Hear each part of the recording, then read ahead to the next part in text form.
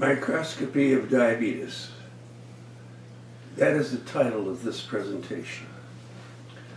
Light microscopy and electron microscopy are essential universal tools of the pathologist.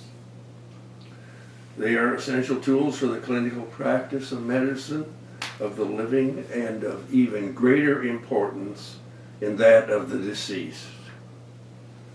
Due to the dearth and almost total absence of autopsy experience or exposure, with the exception of coroner investigations, physicians and research investigators in the United States of America have been deprived, through no fault of their own, of the opportunity for knowledge of the anatomic pathology of diabetes.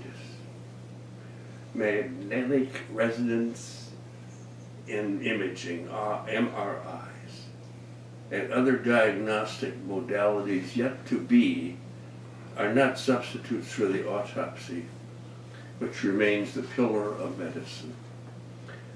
My research provides the very earliest laboratory diagnosis of type 1 and type 2 diabetes. The very earliest diagnosis provides the greatest opportunity for treatment and cure. My research further has unveiled the diabetes phenomena. People with normal blood sugars can be diabetic. That's worthwhile repeating. The diabetes phenomena. People with normal blood sugars can still be diabetic. The anatomic pathology of diabetes is vascular. This includes all arteries and capillaries. The distribution of capillaries throughout the body accounts for the potential of clinical pathology in every organ. The earliest identification of the anatomic pathology of diabetes persists even today as an enigma and a persistent challenge to international clinical medicine. William Osler, in his classic text, The Principle and Practice of Medicine, 1892, was unable to identify the beginning of diabetes other than hyperglycemia. However, he noted age differences, diabetes beginning in children, all of whom had a short survival, and that beginning in adulthood had much in common. There were no cures and no ultimate survival. In adult diabetes, Osler noted frequent urination as an early sign of diabetes. The urine did not always contain sugar. Occasionally, diabetes insipidus was identified. Unknown at that time was that arterial sclerosis of the kidneys could elevate the renal threshold for sugar, therefore resulting in negative urine. During Osler's time, arterial sclerosis was treated as an independent affection of the vascular system, being an involution process accompanying old age, as an expression of the wear and tear of the vessels. Longevity, according to Osler, was a vascular question. He so well expressed this in the axiom, a man is only as old as his arteries. To a majority of men, death came primarily or secondarily through this portal, just as it does today. When arterial sclerosis occurred to the young, he attributes it to an inherited event. Dr. Osler noted that, quote, a man of 28 or 29 may have the arteries of a 60-year-old, and a man of 40 may present vessels as much degenerated as should be at 80. Please see Chapter 14, Pathology of Type 1 Diabetes. This concept expressed by Osler that arteriosclerosis, heart failure, and diabetes are simply an aging event prevails today. Unfortunately, this remains the cornerstone of the silent diabetes epidemic. Dr. Osler, a distinguished professor of medicine at Johns Hopkins University, was fully aware that the autopsy was the pillar of medicine. He personally performed many autopsies. His pathology dissertations were extensive, especially on arteriosclerosis, equal to that of today. Dr. Osler was a physician, a clinician, and truly a wonderful clinical pathologist.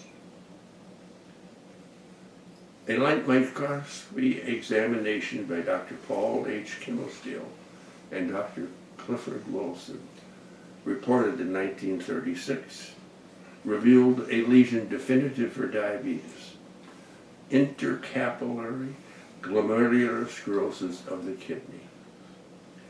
They described their findings as a clinical entity occurring in type 2 diabetes of long duration.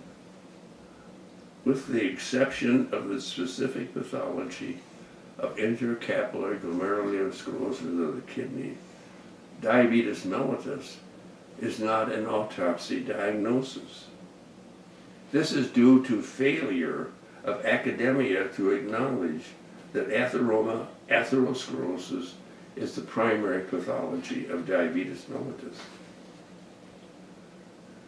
In 1972, Dr. Marvin Saperstein and associates reported electron microscopy findings of basement membrane hypertrophy of the endothelium of renal glomeruli in 50 of their 51 diabetes patients.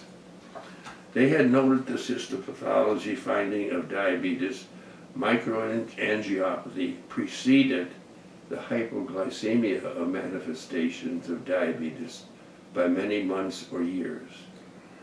Even more remarkable was this finding of basement membrane hypertrophy in prediabetes prior to the onset of detectable carbohydrate abnormalities. Worldwide medicine at the time of Dr. Saperstein and even today is harnessed to the identification of diabetes and prediabetes by fasting blood glucose. In 1974 and 1975, the oral glucose tolerance with insulin assays demonstrated that hyperinsulinemia is type 2 diabetes. This was concurred over and over again in my subsequent 14,384 examinations. The oral glucose tolerance with insulin assays is an empirical laboratory procedure. This procedure is multiple biochemical biopsies that are dynamic. Results are one of 5 dynamic glucose insulin patterns. Pattern 1 identifies eubinsulinemia, normal non-diabetes. Patterns 2, 3, and 4 diagnose hyperinsulinemia type 2 diabetes. Pattern 5 identifies hypoinsulinemia, type 1 diabetes potential. These 5 dynamic patterns are totally reproducible.